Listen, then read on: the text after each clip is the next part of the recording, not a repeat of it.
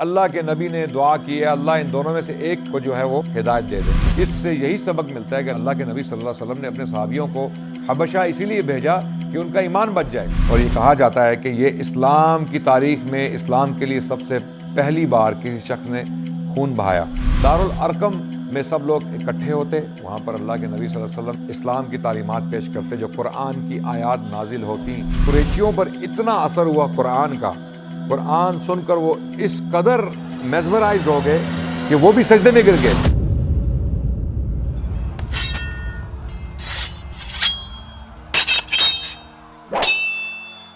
بسم اللہ الرحمن الرحیم، الحمدللہ والصلاة والسلام علی رسول اللہ، اما بعد، اعوذ باللہ السمیع العلیم من الشیطان الرجیم، بسم اللہ الرحمن الرحیم، وما ارسلناک الا رحمۃ للعالمین، وقال رسول اللہ صلی اللہ علیہ وسلم لا یؤمن احدکم حتی اکون احب الیہ من والدہ وولدہ والناس اجمعین۔ میرے عزیز بہنوں اور بھائیوں، آپ کی خدمت میں تاریخ اسلام کے سلسلے کی ایک اور کڑی پیش کرنے جا رہے ہیں۔ ہم سیرت النبی پر گفتگو کر رہے تھے اور اللہ کے نبی صلی اللہ علیہ وسلم کے جو صحابی تھے، جو پہلے صحابی تھے، السابقون والاولون، پہ جو ظلم و جبر کے پہاڑ توڑے گئے مکے میں، اس کے بارے میں گفتگو کر رہے تھے۔ ہم نے بتایا کہ بہت سارے لوگ تھے جن پر ظلم ہوا، اور حضرت عمر کا واقعہ بیان کرنے جا رہے تھے کہ حضرت عمر اسلام کے ابتدائی دور میں ان لوگوں میں سے تھے جو اسلام کے دشمن تھے، اور حضرت عمر وہ شخصیت تھے جن کے بارے میں اللہ کے نبی نے بھی دعا کی کہ اے اللہ ان دونوں میں سے کسی ایک کو مسلمان کر دے جو تجھے پسند ہو۔ اے اللہ ان دونوں میں سے جو شخصیت آپ کو پسند ہو آپ اسے ہدایت دے دیں۔ اللہم اعز الاسلام باحب الرجلین الیک، اے اللہ آپ اسلام کو تقویت پہنچائیں ان دونوں میں سے اس شخص سے جس سے آپ کو محبت ہو، جس کو آپ جانتے ہو، چاہتے ہو، یا تو ابو جہل عمر بن ہشام یا عمر بن خطاب، بعمرین، ایک عمر دوسرا عمر۔ عمر بن ہشام تھا ابو جہل، ابو جہل کا جو نام تھا اصلی نام، ابو جہل تو اس کا اسلام میں لقب پڑ گیا نا،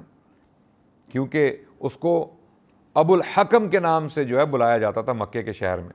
اس کو ابو الحکم کہا جاتا تھا، حکمت کا باپ، یعنی اس کے آئیڈیز، جو اس کا آئیڈیز تھے، اس کے جو سوچنے کا انداز تھا وہ بڑا عجیب تھا، جس کو کہتے ہیں نا ایول جینیس ہماری زبان میں۔ ایول جینیس، ایول جینیس سے مراد یہ ہے کہ وہ ایک شر پسند انسان ہے، ایول ہے اور جینیس بھی ہے۔ وہ بڑا خطرناک انسان ہوتا ہے جو ایک ذہین انسان ہو اور اپنی ذہانت کو وہ برے کاموں کے لیے استعمال کرے، اس کو کہتے ہیں ایول جینیس۔ تو ابو جہل جو تھا وہ ایول جینیس تھا،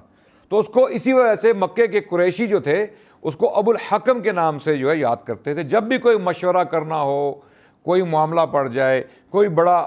ایشو کھڑا ہو جائے، تو ابو الحکم کو بلایا جاتا تھا کہ آپ اپنی رائے پیش کیجئے۔ اور آگے چل کے دیکھیں گے کہ اس نے بہت ساری آراء جو ہیں وہ پیش کی اسلام کو نقصان پہنچانے کے لیے۔ ان میں سے ایک حضرت محمد صلی اللہ علیہ وسلم کو قتل کرنے کی نعوذ باللہ ثم نعوذ باللہ سازش بھی تھی، جس میں اس نے آئیڈیا پیش کیا کہ ہم سب مل کے ان کو قتل کریں تاکہ جو الزام ہے وہ ایک قبیلے پر نہ پڑے اور اس پر پریشر نہ پڑے۔ جب بہت سارے قبائل مل کے قتل کریں گے محمد کو صلی اللہ علیہ وسلم تو بنو ہاشم جو ہے وہ مجبوراً صلح کرنے پر جو ہے وہ آمادہ ہو جائیں گے، اور بنو ہاشم جو ہے وہ بہت بڑا ایک زبردست قبیلہ تھا قریش کے قبیلوں میں سے، تو اس لیے ان کے ساتھ لڑائی مول لینا ایک قبیلے کے بس کی بات نہیں تھی۔ اسی لیے ابو الحکم AKA ابو جہل جو ہے، اس کا نام ابو جہل اسی لیے پڑا، اللہ کے نبی صلی اللہ علیہ وسلم نے فرمایا کہ یہ ابو الحکم نہیں ہے، یہ ابو جہل ہے، یہ جہالت کا باپ ہے، یہ اپنی عقل کو غلط طریقے سے استعمال کرتا ہے۔ تو ابو جہل جو ہے وہ پہلے ہی بہت سارے لوگوں کو ٹارچر کروا چکا تھا، تو اللہ کے نبی نے ان دو لوگوں کے لیے دعا کی کہ اے اللہ یہ دونوں لوگ جو ہیں بہت انفلوئنشل ہیں، ان کا بڑا دبدبہ ہے مکے کے شہر میں، قریشی ان کی عزت کرتے ہیں۔ ابو جہل جو ہے وہ ایک عمر رسیدہ شخص تھا، اور عمر جو ہیں وہ جوان شخصیت تھے، اور عمر ان لوگوں میں سے تھے جن کا بڑا رعب اور دبدبہ تھا. اب میں آپ کو کیسے مثال دوں کہ ہر محلے میں، ہر قصبے میں 2-4 آدمی ایسے ہوتے ہیں جن سے لوگ ڈرتے ہیں، یعنی ان سے جو ہے ان کا سامنا جو ہے وہ کرنا نہیں چاہتے، ان سے لڑائی مول لینا نہیں چاہتے، ان سے کوئی کانفلکٹ نہیں چاہتے. تو عمر ان لوگوں میں سے تھے. ان کی پرسنالٹی، ان کی شخصیت رعب اور دبدبے والی شخصیت تھی. اسی لیے اللہ کے نبی نے دعا کی. امام ترمذی نے یہ حدیث ترمذی شریف میں جو ہے وہ روایت کی کہ اللہ کے نبی نے دعا کی ہے اللہ ان دونوں میں سے ایک کو جو ہے وہ ہدایت دے دیں. اور اللہ کے نبی صلی اللہ علیہ وسلم کی یہ دعا قبول ہوئی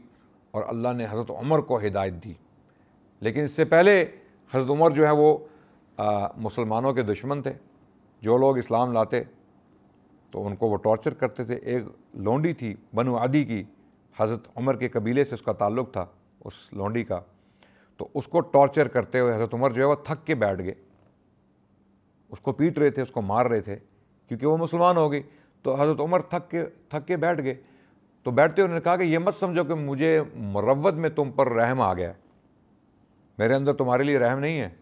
میں اس لیے بیٹھوں گا میں تھک گیا ہوں. یہ مت سمجھنا کہ مجھے تم پر رحم آ گیا. یعنی اس قدر شدید جو ہے حضرت عمر بھی ان حالات کا شکار ہو چکے تھے. لیکن بعد میں اللہ نے ان کو ہدایت بخشی اور وہ مسلمان ہوئے. اور ان کے مسلمان ہونے کے بعد مسلمانوں نے پہلی بار ڈٹ کے کھل کے نماز پڑھی مکے کے شہر میں. اس کی وجہ یہ تھی کہ مسلمان اکثر تعداد جو مسلمانوں کی تھی مکے میں اس وقت وہ کمزور لوگوں کی تھی. جس طرح کہ میں پچھلی قسط میں بیان کر چکا ہوں کہ اسلام نے کمزور طبقے کو، غلام طبقے کو، غریب طبقے کو، فقیر طبقے کو بہت اٹریکٹ کیا، کیونکہ ان لوگوں کی زندگیاں بہت سخت تھیں، ان لوگوں پر ظلم کیے جاتے تھے. تو جب اسلام میں ان کو امید نظر آئی تو انہوں نے اسلام قبول کیا. کہ جب ایک غریب شخص کو یہ بتایا جائے کہ تمہاری زندگی جو مشقت سے بھرپور ہے، لیکن اگلی آنے والی جو زندگی ہے، جو اللہ کا وعدہ ہے وہ یہ ہے کہ تمہیں جنت دی جائے گی جہاں پر تمہیں یہ کمزوریاں، یہ تکلیفیں برداشت کرنی نہیں پڑیں گی. ان کے لیے ایک امید کا سامان اسلام نے مہیا کیا. تو اسی دور میں مسلمان چھپ کر نماز پڑھتے تھے. مکے کی گھاٹی میں چھپ کر جاتے تھے باہر مکے کے شہر سے، وہاں پر نماز پڑھتے تھے. اور یہ سارا دور جو ہے وہ نبوت کے 4تھے سال کے بعد کا دور ہے. ہم ابھی بھی 4تھے 5-6 سال کی بات کر رہے ہیں. اللہ کے نبی کو صلی اللہ علیہ وسلم کو تبلیغ کرتے ہوئے تقریباً 4-5 سال گزر چکے ہیں. پہلے 3 سال انہوں نے سیکرٹ تبلیغ کی اپنے خاندان کو، اپنے قریبی لوگوں کو. اس کے بعد 4تھے سال میں ببانگ دہل با اعلان انہوں نے اسلام کی تبلیغ شروع کی. تو اس کے بعد ظلم اور جبر شروع ہوا. تو اسی دور میں جب 2 نمازیں مسلمان پڑھتے تھے اللہ کے نبی صلی اللہ علیہ وسلم کی امامت میں، تو مکے سے باہر ہٹ کر ایک گھاٹی میں چھپ کر نماز پڑھتے تھے. تو اسی دوران کچھ قریشیوں نے ان کو دیکھا اور ان کا مذاق اڑایا، ان کو روکنے کی کوشش کی اور ایک جھگڑا ہوا جس کے نتیجے میں حضرت سعد بن ابی وقاص نے ایک شخص کو ضرب لگائی جس سے اس کا خون بہا. اور یہ کہا جاتا ہے کہ یہ اسلام کی تاریخ میں اسلام کے لیے سب سے پہلی بار کسی شخص نے خون بہایا کسی دوسرے کا. یہ تھے حضرت سعد بن ابی وقاص رضی اللہ عنہ، جنہوں نے مکے کی گھاٹی میں یا مکے سے باہر نماز پڑھنے کے بعد جو ہے جب قریشیوں نے ان کو روکنے کی کوشش کی، ان سے جھگڑا کیا، تو اس جھگڑے کے نتیجے میں حضرت سعد بن ابی وقاص سے یہ ہوا. اور اسی دوران جب مسلمانوں کا پبلک میں یا چھپ کر بھی نماز پڑھنا مشکل ہوا، تو اللہ کے نبی صلی اللہ علیہ وسلم نے حکم دیا کہ دارالارقم میں ارقم بن ابی الارقم ایک صحابی تھے، ان کے گھر جو ہے وہ نماز پڑھی جائے اور ان کے گھر ہی جو ہے وہ اسلام کی تعلیمات جو ہیں وہ ان صحابیوں کو دی جائیں جو مسلمان ہو چکے تھے. تو چھپ کر لوگ دارالارقم کا مطلب ہے ارقم کا گھر، ارقم کا گھر. تو دار سے مراد گھر اور ارقم جو صحابی تھے ان کا نام تھا. دارالارقم میں سب لوگ اکٹھے ہوتے، وہاں پر اللہ کے نبی صلی اللہ علیہ وسلم جو ہے وہ اسلام کی تعلیمات پیش کرتے، جو قرآن کی آیات نازل ہوتی، جو مکی صورتیں ہیں مثال کے طور پہ ان کے سامنے پڑھ کر پیش کی جاتی ہے اور اللہ کے نبی صلی اللہ علیہ وسلم ان کی تشریح کرتے، ان کی تفسیر بیان کرتے اپنے صحابیوں کے سامنے کہ یہ آیات کیوں نازل ہو رہی ہیں۔ تو انہی دنوں میں جب دارالارقم میں مسلمانوں نے اکٹھا ہونا شروع کیا اور وہاں پر تعلیمات کا جو ہے اللہ کے نبی صلی اللہ علیہ وسلم اپنے جو حلقات تھے، جو اپنا تعلیمی سلسلہ تھا، اسی گھر میں انہوں نے جاری رکھا۔ انہی دنوں میں اللہ کے نبی صلی اللہ علیہ وسلم نے اپنے صحابیوں کو حکم دیا کہ وہ ہجرت کر جائیں حبشہ۔ اس کی وجہ یہ تھی کہ مسلمانوں پر بہت ظلم ڈھائے جانے لگے مکے میں، اور اس کے نتیجے میں اللہ کے نبی صلی اللہ علیہ وسلم نے حکم دیا کہ آپ ہجرت کر جاؤ۔ جو لوگ ہجرت کر سکتے ہیں، جن میں استطاعت ہے، وہ مکے کے شہر کو چھوڑ دیں، کیونکہ یہاں پر ظلم کی انتہا جو ہے وہ بہت بڑھ گئی ہے، تو آپ یہاں سے نکل جائیں۔ اور اس میں یہ ہوا کہ اللہ کے نبی صلی اللہ علیہ وسلم نے حکم دیا کہ 5ویں سال، نبوت کے 5ویں سال، جب نبی صلی اللہ علیہ وسلم 5 سال تبلیغ کر چکے تھے، اللہ کے نبی نے حکم دیا کہ آپ نکل جائیے۔ اور اسی دوران اللہ نے سورۃ الکہف نازل کی مسلمانوں کو تسلی دینے کے لیے کہ جن پر ظلم کیے جا رہے تھے۔ اسی صورت میں اللہ سبحانہ تعالیٰ نے یہ جو ہے بشارت بھی دی مسلمانوں کو، اور جب تم ان سے اور اللہ کے سوا ان کے دوسرے معبودوں سے الگ ہو گئے تو غار میں پناہ گیر ہو جاؤ۔ غار میں پناہ گیر ہو جاؤ، یہ اصحاب کہف کی بات ہو رہی ہے، جو واقعہ اصحاب کہف کا سورۃ الکہف میں بیان ہوا۔ اسی دوران جب یہ سورت نازل ہوئی تو جو لوگ ہجرت کرنے جا رہے تھے حبشہ کی طرف، ان کو یہ سورت پڑھ کے سنائی گئی۔ یقیناً انہوں نے یہ سورت سنی اللہ کے نبی صلی اللہ علیہ وسلم نے۔ اس میں یہ پیغام دیا جا رہا تھا کہ تم ان کے معبودوں سے ہٹ جاؤ اور کنارہ کش ہو جاؤ اور اس فتنے سے بچ جاؤ، جس طرح کہ اصحاب کہف جو ہے وہ ہٹ گئے، وہ ایک غار میں چلے گئے۔ تمہارا رب تمہارے لیے اپنی رحمت پھیلا دے گا اور تمہارے کام کے لیے تمہاری سہولت کی چیز تمہیں مہیا کرے گا۔ یعنی جب تم ہٹو گے، اللہ کے راستے میں ہجرت کرو گے، کفر سے بچو گے، شرک سے بچو گے، تو اللہ تمہارے لیے آسانیاں پیدا کر دیں گے، اللہ تمہارے لیے راستے کھول دیں گے۔ پھر موسیٰ اور خضر علیہ السلام کا بھی واقعہ بیان کیا گیا، اس میں بھی بہت سارے پیغامات ہیں کہ ظاہر میں جو چیز نظر آ رہی ہوتی ہے اس کی حقیقت شاید وہ نہ ہو، اس کے نتائج بھی وہ نہ ہو جو آپ سوچ رہے ہوں۔ ظاہری طور پہ آپ کو یہ لگ رہا ہو کہ آپ پر ظلم ہو رہا ہے اور آپ مارے جائیں گے، کاٹ دیے جائیں گے، ختم ہو جائے گا اسلام، لیکن آگے جو آنے والا دور ہے اس میں اللہ سبحانہ تعالیٰ جو ہے وہ عجیب مناظر آپ کو دکھائیں گے، جس طرح مسلمانوں نے دیکھے۔ تو یہ وعید دی جا رہی ہے مسلمانوں کو کہ حضرت موسیٰ کا واقعہ دیکھ لو تم، ضروری نہیں ہے کہ جو تم اپنی آنکھوں سے دیکھ رہے ہو حقیقت وہی ہو، اس کے برعکس آگے آنے والے جو حالات ہیں ان کا انتظار کرو، صبر کرو، اللہ کے راستے میں صبر کرو۔ حضرت خضر اور موسیٰ علیہ السلام کا جو واقعہ ہے جو بیان کیا اللہ سبحانہ تعالیٰ نے، اس کا مطلب شاید یہ ہو۔ پھر ذوالقرنین کا واقعہ اللہ نے بیان کیا اس صورت میں، اس کو اللہ نے زمین میں طاقت بخش دی، اس کو ایک نیک بادشاہ بنایا، اور اس کے ذریعے اللہ سبحانہ تعالیٰ نے یاجوج ماجوج کو جو ہے وہ قابو میں کیا۔ یہ ساری باتیں اللہ اس لیے بتا رہے تھے کہ تم اللہ پر ایمان لے آؤ اور اللہ کے وعدوں پر جو ہے وہ پر امید رہو اور صبر کرو، انشاءاللہ اگلا آنے والا دور جو ہے وہ بہتر ہے۔ اسی لیے اللہ کے نبی صلی اللہ علیہ وسلم نے اپنے صحابیوں کو حکم دیا کہ تم نجاشی کے پاس جاؤ، جس کا نام تھا اسحمہ اور اس کا ٹائٹل تھا نجاشی، نیگوس، انگلش زبان میں نیگوس کہتے ہیں، جو حبشہ کون سا ملک ہے؟ حبشہ کا جو ملک ہے، جو علاقہ تھا اس وقت، وہ ایریتریا، صومالیہ اور ایتھیوپیا کا جو سارا علاقہ، جو 3-4 ملک ہیں آج جو مشرقی افریقہ میں ملک پائے جاتے ہیں، شاید کینیا کا بھی کچھ حصہ ہو، یہ سارا علاقہ حبشہ کہلاتا تھا۔ ایسٹ افریقہ جس کو کہتے ہیں، نارتھ ایسٹ افریقہ، مثال کے طور پہ ایریتریا، ایتھیوپیا اور صومالیہ کا جو علاقہ ہے، خصوصاً اس سارے علاقے کو حبشہ کہا جاتا تھا۔ تو حبشہ کے علاقے میں یہاں کا جو بادشاہ تھا وہ نیک بادشاہ تھا وہ مسیحی، اور اللہ کے نبی نے حکم دیا کہ یہ ایک ایسا بادشاہ ہے جس کے بارے میں مجھے خبر دی گئی ہے کہ یہ انصاف پسند ہے، اس کے علاقے میں آپ پر کوئی ظلم نہیں ڈھایا جائے گا، آپ کے ساتھ کوئی زیادتی نہیں کی جائے گی، آپ اس کے علاقے میں ہجرت کر جائیں۔ اب مزے کی بات یہ ہے کہ سوچنے میں آج کا دور دیکھا جائے تو آج کا عرب دنیا کا امیر ترین خطہ ہے، تیل کے کنویں ہیں،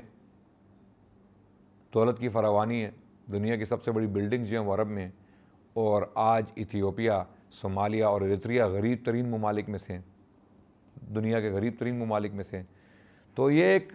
انسان کے ذہن میں ایک امیج پیدا ہوتا ہے کہ اللہ کے نبی نے ایسے ملک میں کیوں بھیجا صحابیوں کو؟ اس کی وجہ یہ تھی کہ اس وقت وہ امیر ترین ملک تھا، اس وقت وہ ایک سٹیبل ملک تھا، وہاں پر انصاف قائم تھا۔ تو اس میں ایک یہ سبق بھی ملتا ہے کہ اگر انسان کو اپنا ایمان بچانے کے لیے ایک ایسے خطے سے بچ کر نکلنا پڑے جہاں پر اس پر ظلم کیا جا رہا ہے، اس کا ایمان خطرے میں ہے، اگر وہ ایسے خطے میں چلا جاتا ہے جہاں پر غیر مسلموں کی حکومت ہو، غیر مسلموں کی حکومت ہو اور وہ انصاف پسند ہو، وہاں پر انصاف قائم ہو، تو آپ وہاں پر ہجرت کر جائیں، اجازت ہے۔ حالانکہ غیر مسلم ممالک میں مسلمانوں کو رہنے سے روکا گیا ہے عموماً، کیونکہ آپ کا ایمان وہاں پر خطرے میں ہو سکتا ہے، آپ کی اولاد کا ایمان خطرے میں ہو سکتا ہے۔ لیکن اگر آپ کا ایمان وہاں پر زیادہ محفوظ ہے بنسبت اس کے کہ آپ کسی اور ملک میں ہوں جہاں پر آپ پر ظلم ڈھائے جا رہے ہیں، تو آپ ہجرت کر سکتے ہیں۔ ہجرت کرنا، اس سے یہی سبق ملتا ہے کہ اللہ کے نبی صلی اللہ علیہ وسلم نے اپنے صحابیوں کو حبشہ اسی لیے بھیجا کہ ان کا ایمان بچ جائے۔ جو لوگ فتنے کا شکار ہیں، جن کو مارا پیٹا جا رہا ہے، اور جو حضرت عمار بن یاسر جیسی سچویشن میں ہیں، وہ لوگ یہاں سے چلے جائیں۔ اس سے بہتر ہے کہ وہ کافر ہوں، مار کھا کر ظاہری طور پر یا باطنی طور پر اسلام چھوڑ دیں، بہتر ہے کہ وہ اپنے ایمان کو بچائیں اور ایسے ملک میں چلے جائیں جہاں پر ان کا ایمان الحمدللہ جو ہے وہ محفوظ ہے۔ تو اللہ کے نبی صلی اللہ علیہ وسلم نے ان لوگوں کو، جو پہلا بیچ تھا صحابہ کا جس نے ہجرت کی، ان کو حکم دیا کہ وہ نکل جائیں۔ تو پہلے بیچ میں یا پہلے گروہ میں 12 مرد اور 4 عورتیں شامل تھیں۔ ان 12 مردوں میں حضرت عثمان بن عفان، اللہ کے نبی کے داماد، اور ان کی اہلیہ اللہ کے نبی کی صاحبزادی رقیہ رضی اللہ عنہا، وہ شامل تھے، اور انہوں نے ہجرت کی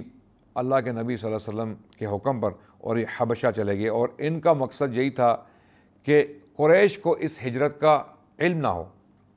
سیکرٹلی وہ مکے کا شہر چھوڑ دیں اور نکل جائیں۔ تو وہ بحر احمر جو سمندر ہے، جو جدے کے ساتھ جو کوسٹ ہے، اس سمندر تک گئے، اور ساحل پر پہنچ کر ان کو کچھ ایسی کشتیاں ملی جو تاجروں کی کشتیاں تھیں۔ ان کشتیوں پر وہ سوار ہو کے اکراس دا چینل، اگر آپ آج بھی نقشہ دیکھیں دنیا کا، سعودی عربیہ کے بالکل سامنے جو ہیں وہ ایتھیوپیا اور ایریتریا اور صومالیہ کا علاقہ ہے۔ آج بھی اگر آپ وہ پٹی دیکھیں جس کو ہم خلیج کہیں گے، خلیج بحر احمر کا جو خلیج ہے، ایک طرف سعودی عرب آپ کو نظر آئے گا نقشے پہ، دوسری طرف آپ کو افریقہ کے ممالک نظر آئیں گے، اور انہوں نے چینل کو جو ہے وہ کراس کیا سعودیہ سے، یعنی سعودیہ کا جو آج کا خطہ ہے وہاں سے وہ نکلے کشتیوں میں، اور اکراس دا چینل وہ اب وہ کون سے علاقے میں پہنچے اس کا جو ہے اندازہ یقینی طور پر نہیں لگایا جا سکتا۔ غالباً ایتھیوپیا یا ایریتریا کے کسی علاقے میں وہ لینڈ ہوئے ہوں گے جو صحابہ تھے، اور پھر ان کو بادشاہ کے پاس لے جایا گیا۔ تو اللہ سبحانہ تعالیٰ نے حکم دیا ہجرت کا، جو اللہ کے نبی صلی اللہ علیہ وسلم نے اصحاب رسول کے سامنے پیش کیا۔ پھر جب یہ سب واقعات ہو رہے تھے تو مکے میں ایک اور واقعہ ہوا کہ اللہ کے نبی صلی اللہ علیہ وسلم نے ایک دفعہ مکے کے سرداروں کے سامنے یا قریشیوں کے سامنے سورۃ النجم کی تلاوت کی، اور جب سورۃ النجم میں آیت السجدہ آئی، جو آخری آیت ہے، فَاسْجُدُوا لِلَّهِ وَاعْبُدُوا، جب یہ آیت پڑھی تو اللہ کے نبی نے سجدہ کیا، اور اللہ کے نبی کے صحابی جو تھے انہوں نے بھی سجدہ کیا، اور قریشیوں پر اتنا اثر ہوا قرآن کا، قرآن سن کر وہ اس قدر جو ہے وہ میزمرائزڈ ہو گئے کہ وہ بھی سجدے میں گر گئے، یعنی وہ اپنے اوسان کھو بیٹھے، ان کو اپنے ہوش ہی جو ہے وہ کھونے پڑے۔ قرآن کی جو طاقت ہے، جو سننے والے ہیں ان پر جو قرآن کا اثر ہوتا ہے وہ ان پر بھی ہوا۔ اور جب وہ سورۃ النجم انہوں نے سنی، وہ اتنی زبردست صورت ہے، اگر آپ اس کو آج بھی ترجمے سے پڑھیں سورۃ النجم، اللہ اکبر، یہ آپ کو ہلا کر رکھ دیتی ہے۔ تو سورۃ النجم میں وہ اس قدر کھو گئے قریشی، کافر ہونے کے باوجود، کہ جب اللہ کے نبی نے آخری آیت پڑھنے کے بعد سجدہ کیا تو ان کے صحابیوں نے بھی سجدہ کیا، اور وہ قریش کہ جو سردار تھے کافر ہونے کے باوجود وہ سجدے میں گر گئے، اور جب سجدے کا ان کو احساس ہوا کہ ہم نے تو سجدہ کر دیا ہے، یعنی محمد کے خدا کو سجدہ کر دیا ہم نے، تو وہ ایک دم کھڑے ہوئے اور انہوں نے اپنے آپ کو سنبھالا۔ تو قرآن کی جو طاقت ہے اس کا اندازہ اسی وجہ سے ہوا، اور بہت ساری کہانیاں بھی اس کے بارے میں بنائی گئی بعد میں، جو یہ بھی کہا جاتا ہے کہ کچھ ایسی آیات تھیں جو اللہ کے نبی سے جو ہے وہ ان سے بیان ہو گئیں، جو غالباً یعنی یہ الج کیا جاتا ہے کہ اللہ کے نبی صلی اللہ علیہ وسلم نے ان کے بتوں کی تعریف کر دی، لیکن یہ سب جھوٹی کہانیاں ہیں، سب جھوٹی خرافات میں سے ہے۔ حقیقت یہ ہے کہ اللہ کے نبی صلی اللہ علیہ وسلم جو صحیح احادیث میں ہمیں واقعہ پہنچا وہ یہ ہے، جو بخاری کی حدیث ہے، حدیث میں سے ہمیں پتہ چلتا ہے کہ اللہ کے نبی صلی اللہ علیہ وسلم سورۃ النجم کی آیات پڑھی، اور جب سجدہ کیا تو کفار قریش بھی ان کے ساتھ سجدے میں گر گئے ان آیات کی وجہ سے۔ تو اسی طرح حبشہ کی جو ہے وہ دوسری ہجرت بھی ہوئی، اور اس کی بھی تفصیلات انشاءاللہ آپ کے سامنے بیان کریں گے۔ تب تک کے لیے آپ سے اجازت چاہتے ہیں، انشاءاللہ اگلی قسط میں ہجرت حبشہ جو دوسری ہجرت حبشہ ہے اس کے بارے میں تفصیلات پیش کریں گے۔ السلام علیکم ورحمۃ اللہ وبرکاتہ۔